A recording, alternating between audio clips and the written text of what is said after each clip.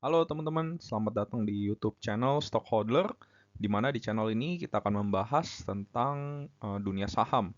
Nah, kali ini kita mau membahas salah satu emiten yang di-request oleh salah satu subscriber dari Stockholder ya.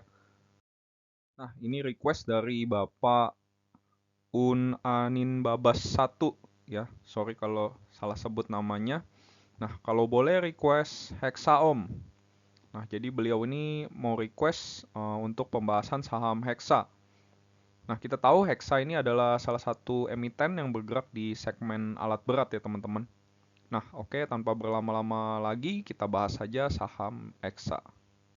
Seperti biasa ya, teman-teman, sebelum mulai, kita mau disclaimer dulu. Video ini bukan ajakan untuk membeli, menjual, atau hold suatu saham, namun hanya sharing analisa fundamental dari suatu perusahaan. Jadi keputusan investasi itu 100% ada di tangan teman-teman sekalian. Next kita masuk sebentar ke profil perusahaan dari Hexa ya, atau Hexindo Adi Perkasa Tbk. Nah, tentang perusahaan. Jadi Hexindo Adi Perkasa ini adalah perusahaan yang bergerak di bidang alat berat ya teman-teman. Di mana mereka itu menjual atau menjadi distributor untuk produk Hitachi dan Bell. Induk usaha dari Hexindo Adi Perkasa ini adalah Hitachi Construction Machinery Co. Ltd. yang merupakan produsen alat berat asal Jepang dan juga bahkan merupakan salah satu produsen alat berat terbesar di dunia ya, yang sahamnya juga IPO di bursa saham Jepang. Nah, Hexindo sendiri didirikan pada tahun 1988 dan melakukan IPO di Bursa Efek Indonesia pada tahun 1995. Cakupan bisnis dari Hexindo sendiri ini hampir di seluruh wilayah Indonesia ya. Ya, jadi Hexindo ini adalah salah satu market leader alat berat di Indonesia dari Jepang ya, di samping UNTR dengan Komatsunya. Jadi Hexindo ini punya merek Hitachi, sedangkan United Tractor itu punya merek Komatsu. Visi dari Hexindo ini adalah menjadi perusahaan berkelas dunia dalam industri alat-alat berat di Indonesia dengan kualitas pelayanan terbaik bagi kepuasan semua pihak yang berkepentingan. Misinya adalah menjadi mitra pelanggan yang paling diandalkan dalam pengadaan alat-alat berat, sekaligus menjadi ahli yang terpercaya dalam memberikan solusi terbaik mengenai produk dan jasa. Yang kedua, meningkatkan kualitas kinerja para karyawan secara berkesinambungan dalam lingkungan kerja yang semakin kondusif sekaligus membantu mereka mencapai kesejahteraan. Yang ketiga, menghadirkan kebanggaan di mata dunia melalui kontribusi nyata bagi kesejahteraan umum, masyarakat, dan bangsa. Dan yang terakhir, menjamin imbalan keuangan yang pasti serta memastikan pertumbuhan yang terus meningkat bagi investasi para pemegang saham. Nah, ini juga dibuktikan oleh Hexindo ya dengan selalu membagikan dividen dengan dividen payout ratio hingga 80% ya teman-teman sejak tahun 2016. Nah, kegiatan usaha dari Hexindo ini adalah yang utama adalah penjualan dan penyewaan alat berat ya teman-teman. Kemudian trade-in alat berat. Trade-in ini artinya tukar tambah ya teman-teman. Selain itu juga penyediaan suku cadang atau spare part, dukungan servis dan kontrak pemeliharaan. Nah, ini after sales ya. Dan yang terakhir adalah remanufacture. Remanufacture ini adalah proses untuk mengembalikan komponen produk yang sudah usang atau bekas ke kondisi seperti baru. Jadi layanan mereka ini ya cakupannya cukup luas ya teman-teman. Kemudian wilayah operasi Hexindo ini juga tersebar di seluruh Indonesia ya, karena memang Hexindo ini juga salah satu market leader di industri alat berat. Nah, meliputi 19 kantor cabang, 17 kantor perwakilan, dan 16 kantor proyek pertambangan yang tersebar di wilayah Jawa, Sumatera, Kalimantan, Sulawesi, hingga Papua. Nah, kemudian kita masuk ke struktur organisasi. Dari Dewan Komisaris, keduanya ini adalah komisaris independen, yaitu Toto Wahyudianto dan Hari Danui. Sedangkan di posisi Dewan Direksi, CEO dari Hexa adalah Chonggi TP Gultom, di mana beliau ini bergabung di perseroan sejak tahun 1994. Kemudian warga negara Jepang ya kebanyakan yang sudah berkarir lama di Hitachi dan direksi lainnya juga banyak warga negara Jepang ya teman-teman.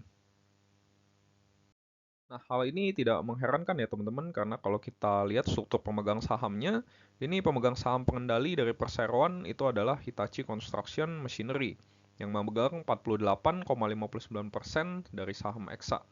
Kemudian pemegang saham terbesar kedua juga adalah perusahaan Jepang juga yaitu Itochu Corporation.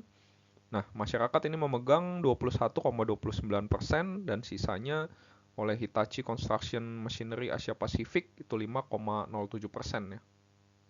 Oke teman-teman, tadi kita udah bahas sekilas tentang profil perusahaan dari Hexindo. Next kita mau masuk ke analisa makroekonomi ya. Nah kita tahu industri alat berat itu sangat erat kaitannya dengan pertambangan. Tentunya pelemahan harga komoditas pertambangan seperti batu bara dan nikel itu mempengaruhi kinerja perusahaan alat-alat berat seperti Hexa ya. Karena pelaku usaha tambang itu cenderung mengurangi pembelian alat berat ketika harga komoditas itu lagi kurang bersahabat. Nah, jadi pengusaha tambang ini bisa dibilang masih wait and see ya teman-teman. Yang kedua juga kita tahu bahwa tahun 2022 itu adalah all time high bagi industri alat berat. Jadi pengusaha tambang itu sudah bisa dibilang jor-joran untuk membeli alat berat di tahun 2022 sampai 2023. Jadi memang sudah diprediksi di tahun 2024 ini ada penurunan penjualan. Nah, kita bisa lihat juga ya, teman-teman, di laporan UNTR di slide berikut nih. Nah, ini ya teman-teman, kita bisa lihat di laporan penjualan bulanan dari United Tractor, karena sayang sekali Hexa ini tidak mengeluarkan laporan bulanan penjualannya. Jadi kita bisa pakai saja laporan penjualan dari UNTR ini sebagai benchmark kita ya. Karena baik UNTR maupun Hexa ini adalah market leader di industri alat berat. Nah, UNTR dengan brand Komatsu, Hexa dengan brand Hitachi. Nah, kita bisa lihat secara year to date memang ada penurunan penjualan alat berat Komatsu dari 2.669 unit di 5 bulan pertama 2023 menjadi 1.757 unit di 5 bulan pertama 2024. Nah, di sini juga UNTR mencantumkan penjualan bulanan ya teman-teman. Jadi kita bisa lihat penjualan Komatsu di 3 kuartal pertama 2024 itu menurun. Kita juga bisa expect adanya penurunan penjualan dari produk Hitachi. Sehingga seharusnya seperti kinerja UNTR yang menurun di Q1 2024, kita juga bisa expect laporan keuangan Hexa di Q1 2024 kemungkinan besar juga akan menurun. Nah, di sini Hexa belum mengeluarkan laporan keuangan Q1 2024 ya. Mungkin karena Hexa ini mengikuti tahun buku Jepang, jadi Q1 2024-nya itu jatuh di Juni 2024. Tapi teman-teman bisa coba pakai laporan keuangan dari United Tractor itu sebagai benchmark ya teman-teman. Kemudian tantangan yang kedua juga adanya penantang baru yang berpotensi menggerus market share dari Hexa ya. Dan tentunya United Tractor juga, yaitu perusahaan alat berat asal China, SANY. SANY ini mulai gencar berekspansi ke pasar Indonesia dikarenakan permintaan yang mulai melambat di negeri Cina. Sehingga mau nggak mau mereka harus mencari pangsa pasar baru di Asia Tenggara. Ya, kita tahu namanya perusahaan Cina pasti dari segi harga itu menawarkan harga yang lebih murah ya teman-teman. Walaupun tentu nggak semudah itu juga, karena baik Komatsu dan Hitachi itu sudah punya brand value yang kuat di masyarakat Indonesia, yang tentu kalau bicara kualitas yaitu relate dengan kualitas yang ditawarkan serta layanan purna jual yang lebih baik. Nah, tapi ini juga bisa dibilang merupakan ancaman yang pastinya berpotensi ya untuk menggerus market share dari Hexa. Bahkan bukan Hexa saja ya, tapi United Tractor, Trakindo dengan Caterpillar-nya ya teman-teman. Jadi memang ini bisnis yang bersaing ketat ya. Baru-baru ini juga ada berita di mana John Lynn Group, perusahaan perkebunan asal Indonesia, ini pemiliknya konglomerat bernama Haji Isam, ini membeli 2.000 unit eskavator dari SANY. Nah, ini menurut saya sih panggung yang cukup besar ya buat SANY dan betul-betul bisa mengancam market share dari Hexa ke depannya. Kemudian potensi ancaman lainnya yaitu nilai tukar USD yang tetap tinggi ya teman-teman. Tentu membuat cost dari Hexa juga naik karena alat-alat mereka kan sebagian besar itu dari impor. Sehingga kalau mereka impor maka biaya atau costnya lebih mahal. Dan lain-lain juga ya seperti biaya logistik yang juga sekarang lagi mahal ya teman-teman. Nah, lalu bagaimana prospek industri alat berat nih ke depannya? Nah, yang pertama ada potensi dari segmen konstruksi ya teman-teman. Kita tahu sebelum tahun 2022 penyumbang terbesar permintaan alat berat itu dari sektor konstruksi, di mana menyumbang 40% permintaan alat berat. Baru kemudian sektor konstruksi ini porsinya dikalahkan oleh sektor pertambangan karena memang booming harga komoditas di tahun tersebut. Nah, di Q1 2024 sendiri pelaku usaha dihadapkan dengan pemilu 2024 ya, sehingga juga masih wait and see terhadap yang namanya kepastian pemilu. Sehingga proyek-proyek infrastruktur juga belum optimal dalam menyerap alat-alat berat. Nah, tentunya dengan adanya kepastian politik dan anggaran infrastruktur yang meningkat, ada potensi permintaan alat berat ini dari sektor konstruksi itu bisa kembali pulih lagi ya teman-teman. Kemudian yang kedua adalah potensi pulihnya harga komoditas. Nah, kita tahu Hexa ini termasuk emiten siklikal yang tergantung dari harga komoditas. Nah, ada korelasi dari antara suku bunga dengan harga komoditas ya teman-teman. Di mana suku bunga yang tinggi ini menyebabkan permintaan akan komoditas itu menjadi melemah. Namun menurut saya ada beberapa anomali di mana saat peak dari suku bunga seperti sekarang, harga komoditas itu masih bisa dibilang di atas harga sebelum pandemi, masih tinggi ya. Harga batu bara masih $100 lebih, harga minyak bumi masih $80 lebih. Nah, artinya harga komoditas ini jangan-jangan sudah di titik bottom ya sekarang. Jadi saat adanya cut rate dari central bank, ada potensi harga komoditas ini bisa rally kembali dan juga mulai kembali menguntungkan bagi pelaku usaha pertambangan, sehingga permintaan alat berat juga kembali meningkat ya. Kemudian potensi peluang yang ketiga adalah penetrasi pasar baru seperti komoditas emas, nikel, dan tembaga. Nah, seperti yang kita tahu teman-teman, bahwa beberapa pengusaha besar Indonesia ini mulai melirik pangsa pasar komoditas yang diprediksi permintaannya akan besar ke depannya. Nah, salah satu contoh adalah grup Salim ya, yang bisnisnya di consumer goods, kini mulai menggarap tambang emas dan tembaga. United Tractor juga mulai menggarap tambang emas, juga diikuti Indika Energi ya. Tentunya pembukaan operasi tambang baru ini akan membawa dampak positif bagi industri alat berat. Karena yang namanya pertambangan itu pasti butuh yang namanya alat berat ya teman-teman. Nah, tadi kita udah bahas secara makroekonomi, sekarang kita coba masuk lebih dalam ke analisa perusahaannya. Yang pertama dari segi revenue dalam 5 tahun terakhir itu trennya cenderung meningkat ya. Walaupun karena emiten ini tergolong cyclical, jadi kita juga nggak bisa expect kinerjanya akan sama terus seperti tahun 2022 ya. Kemudian dari sisi net income sama, kinerjanya juga trennya cenderung meningkat. Tapi balik lagi karena ini emiten cyclical, kita nggak bisa expect ke depan kinerjanya apakah sama terus seperti 2022 dan 2023. Jadi agak sulit kalau menjadikan tren ini sebagai acuan kinerja ke depan dari Hexa. Di chapter sebelumnya juga sudah dijelaskan ya teman-teman bahwa memang tren penjualan alat berat itu menurun ya. Kemudian next dari gross profit margin itu trennya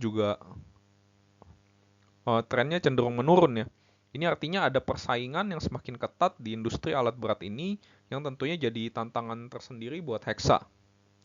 Kemudian dijelaskan juga bahwa manajemen mengantisipasi hal ini dengan meluncurkan produk baru dengan yang katanya marginnya lebih tinggi ya, dan menggarap segmen-segmen baru di luar penjualan alat berat. Nah, kemudian dari sisi net profit margin, trennya sama, menurun juga. Menurut saya mungkin ini disebabkan karena inflasi dan kenaikan harga-harga seperti kos logistik dan lain-lain ya teman-teman. Kemudian kita coba lihat rasio keuangannya ya. Yang pertama dari rasio likuiditas itu untuk menilai kemampuan perusahaan dalam melunasi utang jangka pendeknya. Hexa ini punya current ratio di 1,59 ya. Artinya aset lancarnya besarnya 1,59 kali dibanding hutang lancarnya. Dan juga quick ratio nilainya 0,65 kali. Nah, jadi rasio ini dibilang bagus sekali juga tidak, tapi dibilang jelek juga tidak ya teman-teman.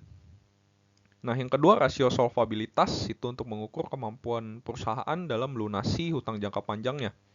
Nah, debt equity ratio dari Hexa ini dengan memperhitungkan hanya hutang berbunga adalah 0,57. Nah, ini angka yang tidak jelek tapi juga tidak bagus ya. Sedangkan kalau memperhitungkan total liability, rasionya ada di angka 1,28. Tapi kita juga harus lihat ya, hutang ini besar juga ada porsi hutang usaha ya, jadi tidak hutang bank saja gitu. Nah, ini menurut saya sama, tidak jelek banget tapi juga tidak bagus juga ya. Kemudian kita lihat kelancaran piutang, air turnover dari Hexa ini 5,27, artinya ada 5,27 kali putaran penagihan. Ini termasuk oke, termasuk lancar, artinya piutang perusahaan rata-rata lunas dalam jangka waktu 69 hari atau 2 bulan lebih 9 hari ya teman-teman. Dan rasio yang terakhir adalah rasio profitabilitas. Nah, Hexa ini punya ROE 31% dan ROA 13,6%. Ini angka yang bagus ya teman-teman. Tapi kalau kita lihat lagi ya wajar saja ya kalau kita lihat kan tingkat leverage dari Hexa yang tinggi sehingga dia bisa punya ROE dan ROA yang tinggi juga ya teman-teman. Nah, kemudian next kita akan bahas valuasi dari Hexa. Untuk valuasi ini kita bahas yang simple aja ya teman-teman.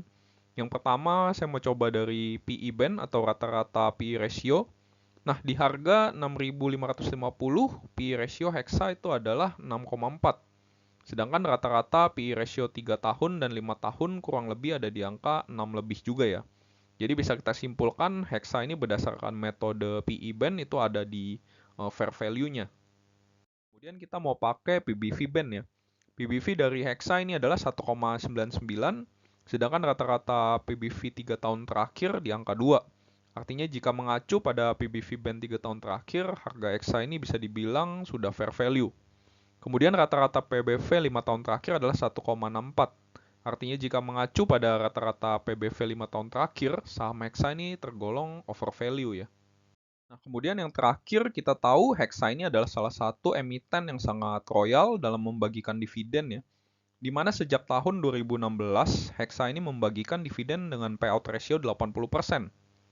Bahkan saat pandemi COVID di mana kinerjanya menurun, Hexa itu tetap membagikan 80% labanya ditambah dengan saldo laba ditahan. Nah, untuk tahun buku 2023, jika Hexa ini membagikan dividen dengan dividen payout ratio 80%, maka dividen per share-nya 800-an dengan dividen yield 12,2%. Tentu ini sangat menarik ya, dengan pertimbangan yang optimis bahwa track record 5 tahun terakhir selalu membagikan dividen dengan DPR 80% dan 21 tahun terakhir rutin selalu membagikan dividen. Yang kedua, pertimbangan optimisnya adalah tetap membagikan dividen untuk tahun 2020, di mana ada kejadian luar biasa saat itu, yaitu pandemi COVID. Bahkan Hexa ini juga menambahkan menggunakan saldo laba ditahan. Nah, yang kedua dengan asumsi pesimis, ternyata misalnya dividen yang dibagikan kita potong dua ya, menjadi 40%, maka dividen per share kurang lebih 400-an, dengan dividen yield 6,1%. Nah, dengan pertimbangan pesimis karena kinerja penjualan alat berat yang menurun di tahun 2024, kemudian yang kedua tingginya persaingan di industri alat berat. Nah, kemudian pertanyaan berikutnya, apakah Hexa mampu membagikan dividen? Jawabannya bisa ya teman-teman. Karena Hexa sendiri punya cash 270 miliar, Hexa juga punya saldo laba yang belum ditentukan penggunaannya sebesar 2 triliun, dan juga free cash flow 600 miliar. Jadi jika Hexa harus membayar dividen yang kurang lebih 700 miliar ya teman-teman, ya itu bisa ya. Tapi baiknya teman-teman juga harus selalu pakai asumsi pesimis, karena kepastian itu hanya milik Tuhan ya teman-teman. Jadi jika menurut teman-teman dengan asumsi pesimis ini masih menarik, ya silakan ya. Tapi jika hanya dengan asumsi optimis baru menarik, saran saya teman-teman harus batasi resiko ya teman-teman. Nah, oke gitu aja pembahasan mengenai emiten Hexa ya teman-teman. Semoga bisa membantu, paling tidak bisa jadi second opinion ya buat Bapak Uninbas 1. Nah, buat teman-teman yang mungkin mau request pembahasan saham lainnya, bisa tolong tulis di kolom komentar. Dan juga jangan lupa untuk teman yang suka dengan video ini, tolong support channel ini dengan cara klik like, komen, dan subscribe. Thank you teman-teman.